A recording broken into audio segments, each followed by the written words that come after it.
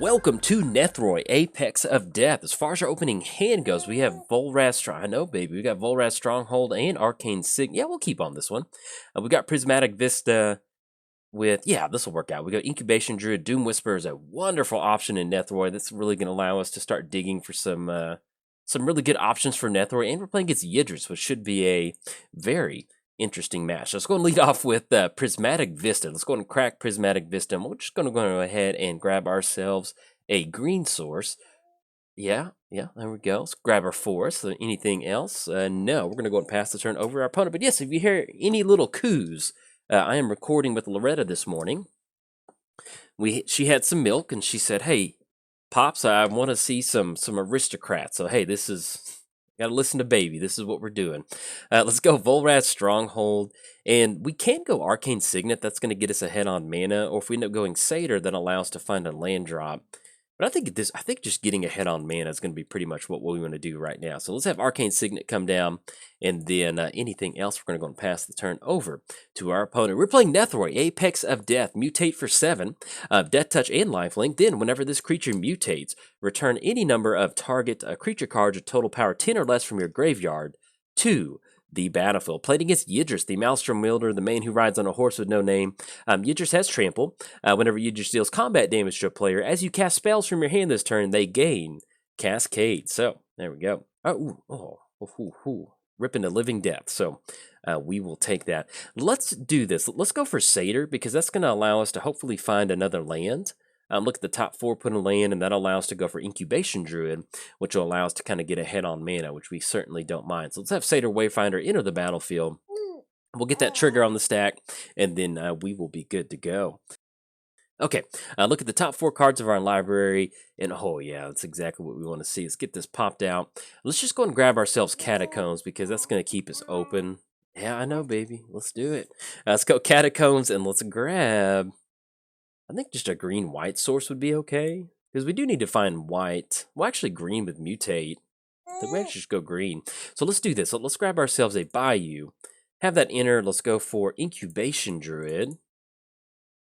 And then anything else, we're going to go and pass the turn over to our opponent. So we did cover both commanders. Give a quick shout out to our sponsors, TCG Player. If you go to bit.ly/Jolt MTG, that will apply my affiliate coupon code, help you get some cards out, and help the channel at the same time. Let's give a quick shout out to MTGOTraders. If you want to build your own Nethroi deck, hey, MTGOTraders got you covered as far as the digital front.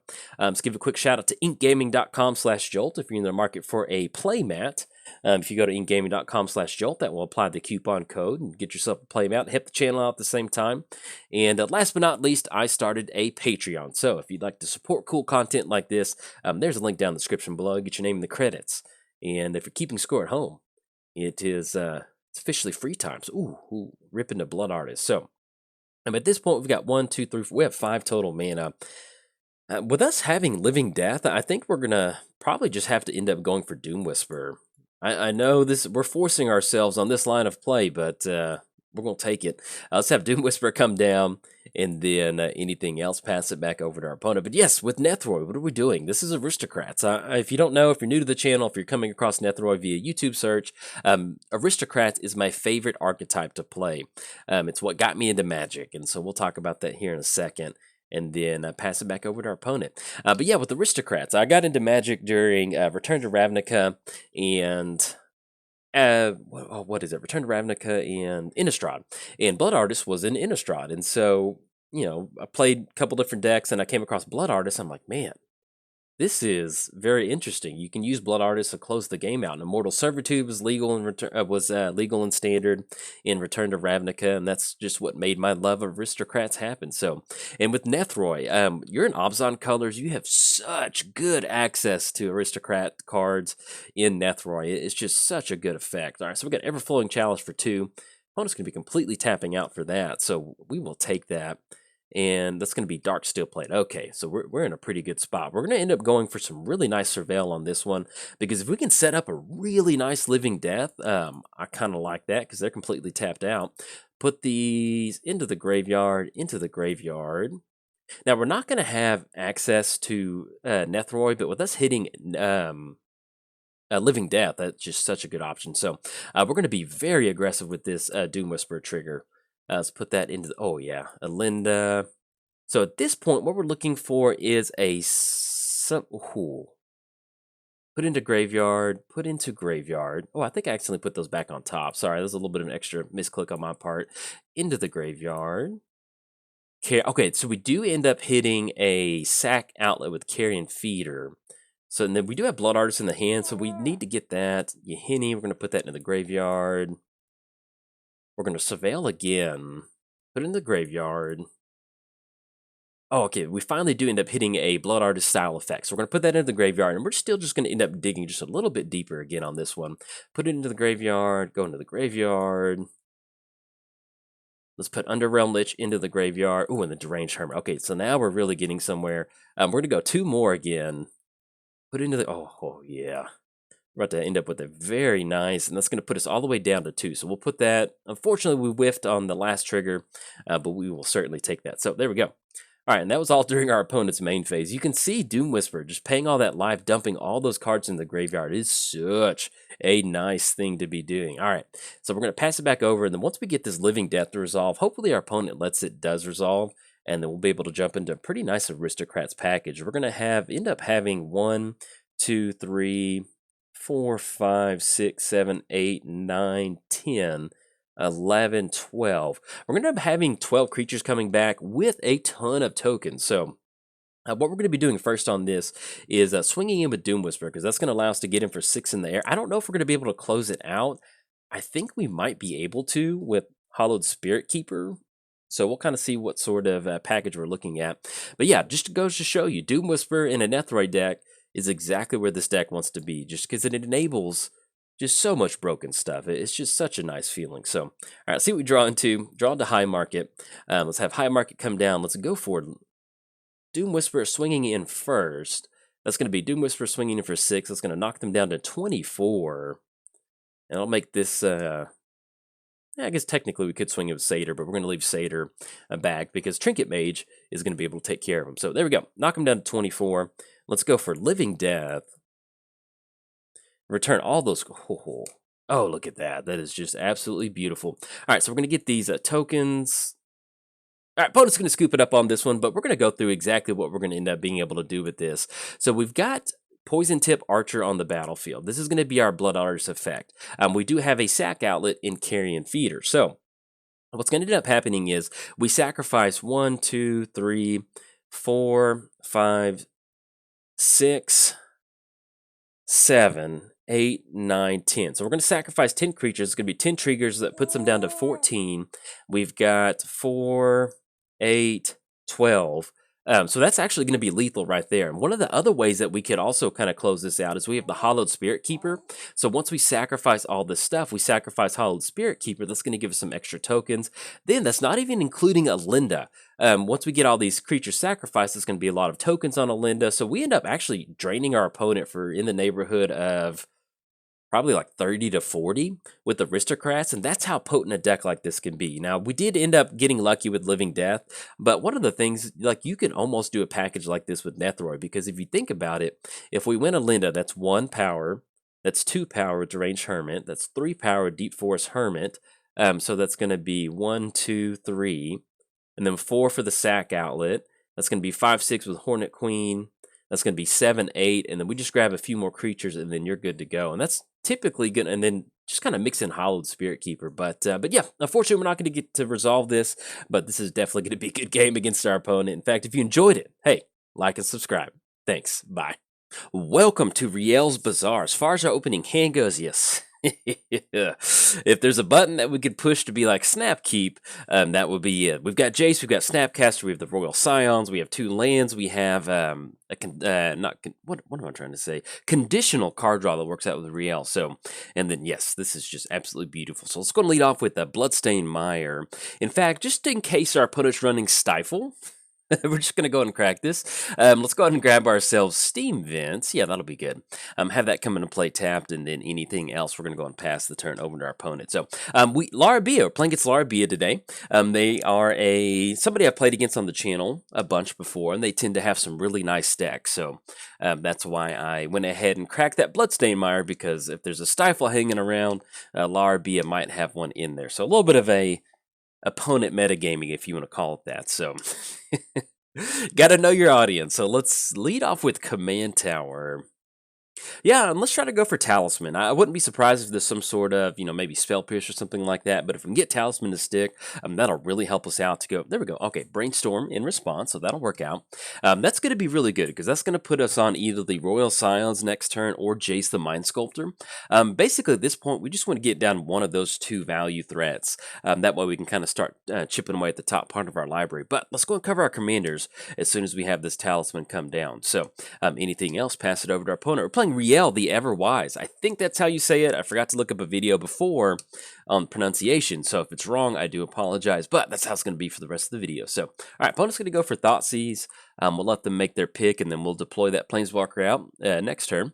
Rielle gets +1 for each instant and sorcery card in your graveyard. Then, whenever you discard one or more cards for the first time each turn, draw that many cards. So super excited to play Rielle. I love playing Necasaur. I love having wheel effects, and to have like one-sided effects like Rielle's is very strong. Very strong in Commander. I do like that. So let's lead off with, we can go for actually Sulfur Falls. I do like that. Now, our opponent did end up taking Jace. So let's go for the Royal Scions, and let's just see what we draw into. We could go for Rielle.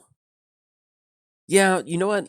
Let's do Royal Scions because I'm betting our opponent might have some sort of spot removal in their hand. So by getting down the Royal Scions, at least it kind of filters out what sort of spot removal they might have.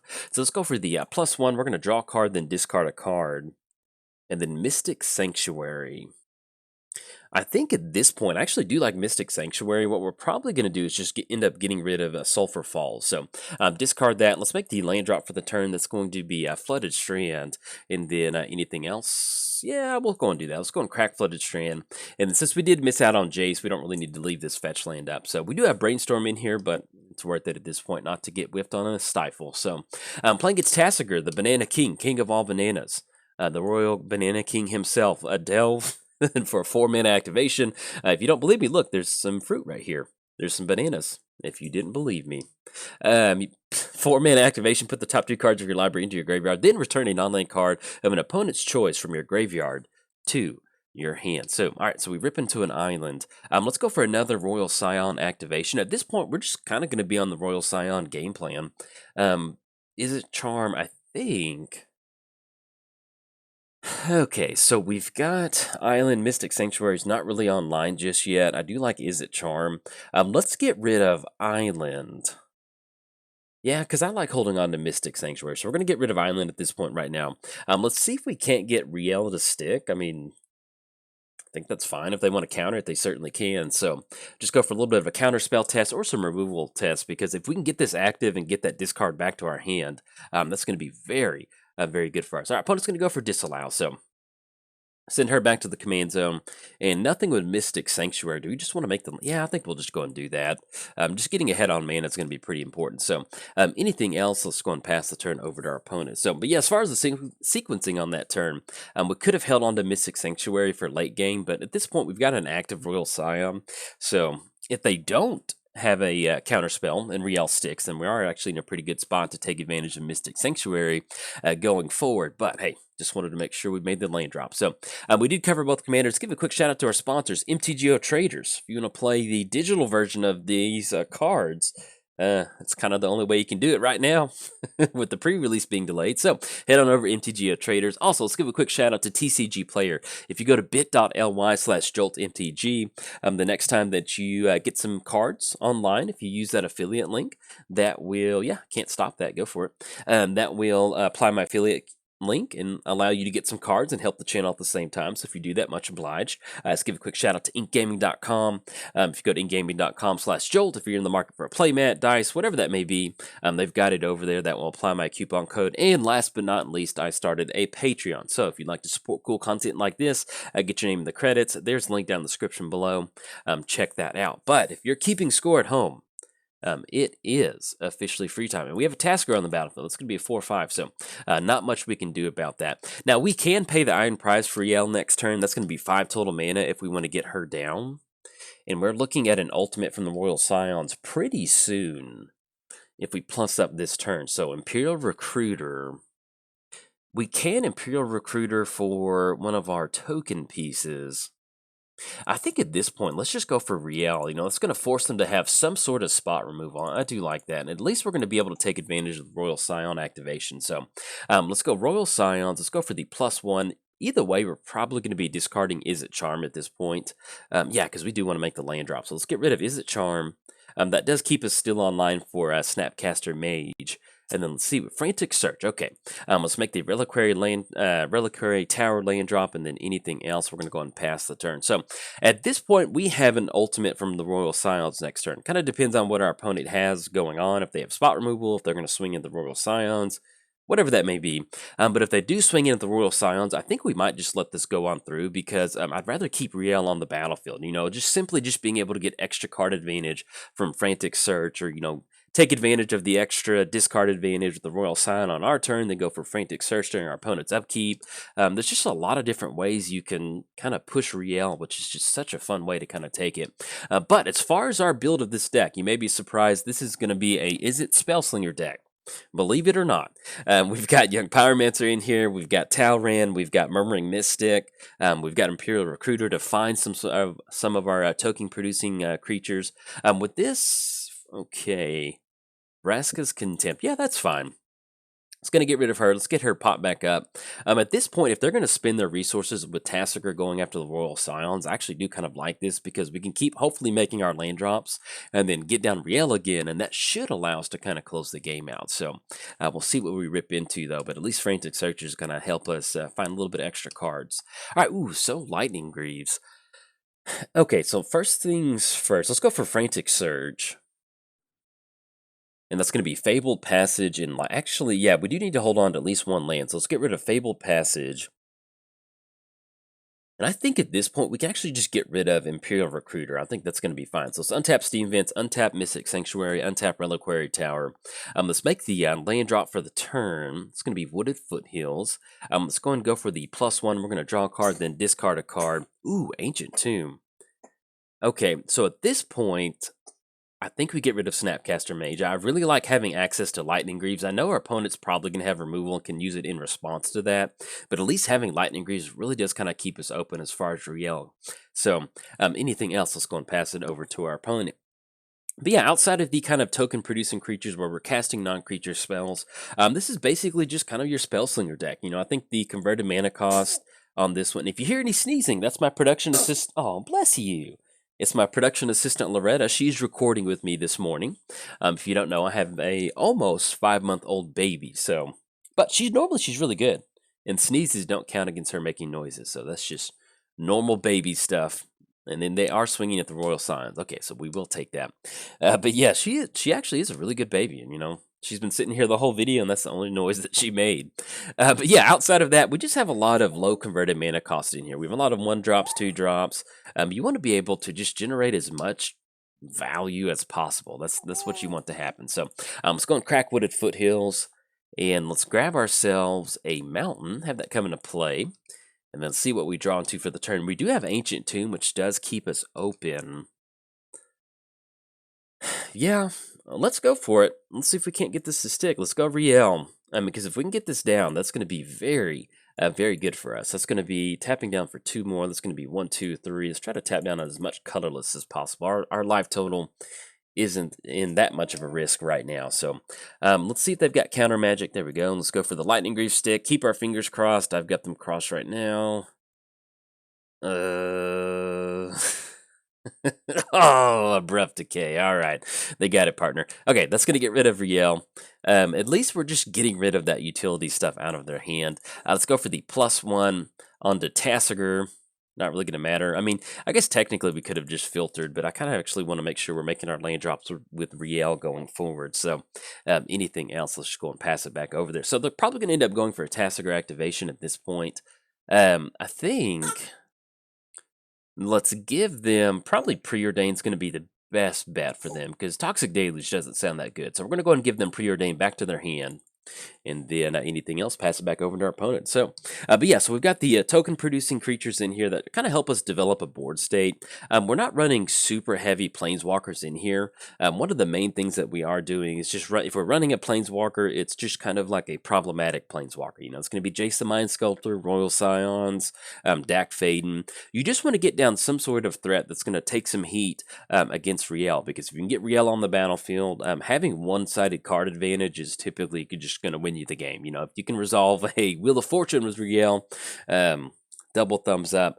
That is some good magic. So one of the other cool things that you kind of want to incorporate into your Rielle deck is to kind of work on some sort of draw and discard spells. You know, something like Careful Consideration. Normally you wouldn't run this, but you would definitely run this over Fact or Fiction in a deck like this, because it just works out so well with your commander. So, all right, so we run into Metallurgic Summonings. Yeah, let's still try to end up going for Rielle. That's going to be 1, 2... Poor Rielle. This Bazaar is taking the toll on her health. That's going to be 1, 2, 3, 4. And I think that's actually going to be all of her. I know. She's got her commander tax going, baby. All right, so we're going to get Rielle down. We don't see... Oh, do they have a counter spell? Mana Drain. All right, so we're going to go for Temple of Epiphany. That's going to be Scry 1, Scurry 1. Get a little bit of fever. Rogue's Passage, putting that on the bottom. And then anything else, we're going to go and pass the turn to our opponent. So, but yeah, like I mentioned at the beginning of the video, you know, knowing that our opponent is plays pretty tight and cutthroat sometimes, that's why I was like, yeah, let's just go and crack that fetch lane and go from there. But yeah, running these kind of double-sided card advantage. Your target player draws 4 cards, then discards 3 cards. If you cast this during your main phase, you only discard 2. But let's say you do this. You know, let's say that we have Rielle down. We go for Careful Consideration on our opponent's end step. You know, it's a brand new turn. Rielle's going to allow you to draw those cards. So basically, for 4 mana, what just happened? Oh, Wasteland on Ancient Tomb. Yeah, that's pretty much going to cut us out of the game. That's going to be 4. That's going to put us down to 19. I don't know where I got 17 from. But yeah, you know, this basically just reads draw 7 cards. I mean, you'd have to discard the 3 cards, but I mean, it is such a nice feeling to be able to go for that. All right, so we're getting Island coming down. Rielle is looking at 11 mana. 1, 2, 3, 4, 5, 6, 7, 8, 9. Let's go for Metallurgic Summonings. Let's see if this is good. If not, then this is probably going to be good. All right, we get Metallurgic Summonings to stick, and then anything else will pass the turn over to our opponent. So, but yeah, you know, just running these kind of weird conditional draw spells that end up working out so well with Rielle. You know, you can build Rielle in kind of this, you know, wheel effect deck where you're trying to cycle through as many cards as possible, but you can just really kind of transition Rielle into kind of this control commander in a way, or just kind of a tempo commander. I think tempo is going to be the better describing factor for this. Let's go ahead and give them... Definitely don't want to give them Mana Drain back. That kind of hurt pretty bad. Let's give them Satyr Wayfinder. That way, if they want to cast it, that's going to get more cards into the graveyard, and we can hopefully give them worse options for Tasigur. So, but yeah, using Rielle as kind of just basically a tempo commander, that's a really good spot for her. You know, of course, you're going to get a ton of value if you go heavy wheel effects. That's always a lot of fun. But, you know, especially let's say that you are a Spike, or you play a lot of, you know, Standard or Modern, and you want to play this new commander. Rielle would be a good option for you as a Spike or a tournament player, and especially if you don't incorporate any combos, because the good thing to Rielle is just about timing, getting her down, and getting as much card draw from her as possible. So that's what's going to make her fun. So if you're looking for a new commander to build, and you don't want to just combo out the table, just kind of build, you know, start with this list and kind of fill it in with cards that you do or don't have, and then just kind of go from there. So we're going to let our opponent swing in on this one. That's going to be 6, but unless we just rift into something or we get something good, we have been soul tied out of this game. So they're going to get it on the back end. Let's see, and that's going to be a Thirst for Meaning. Okay, yeah, let's see what is in store for us. You know, going down on mana is not the best thing that we can be doing, but we'll get a Metallurgic Summonings trigger. It's going to be a Construct for 3, draw 3. Yeah, that's... We're going to go and scoop this bad boy up. When you get beat with a bunch of hand disruption and counter spells, you know, we could try to play this one out, but that's not hitting a non-creature spell to trigger Young Pyromancer and Metallurgic Summonings. It's going to be hard for us to close this one out. So good game to our opponent. Always enjoy playing against Lara Bia.